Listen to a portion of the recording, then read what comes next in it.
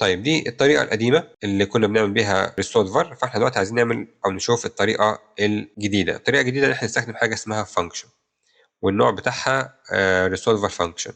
ممكن تيجي تعمل هنا ng generate resolver، أو ممكن تعمل r بس وتكتب product أهي.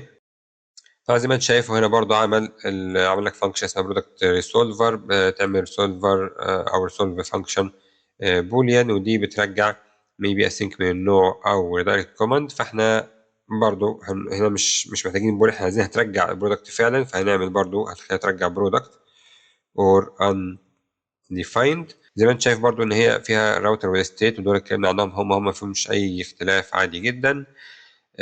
محتاجين هنا برضو هنعمل نفس اللي احنا عملناه في السيرفر سيرفيس. يعني ممكن ناخد ده كده كوبي اوكي، ونيجي هنا نحط كده ده هنا. طبعا ما عندناش هناخد، طبعا هنعمل امبورت ده مش ما عندناش this عشان احنا مش في اوبجكت. محتاجين نعمل كونست برودكت سيرفيس، تمام، مش نيو. محتاجين نعمل انجكت للبرودكت سيرفيس اوكي، ومحتاجين نعمل انجكت للراوتر زي ما هعمل كده بالظبط، تمام. ومحتاجين نعمل import للحاجات الناقصة.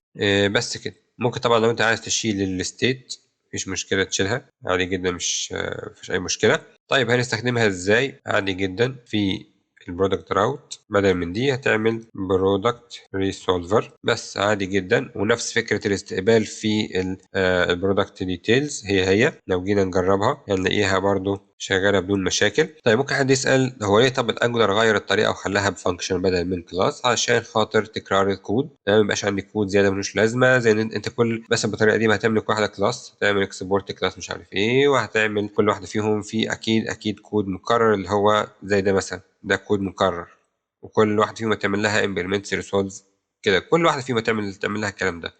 فده اسمه تكرار كود على الفاضي. فاحنا لغاها بصراحه هي ممتازه، هتلاقي فانكشن صغيره مفيش اي مشاكل.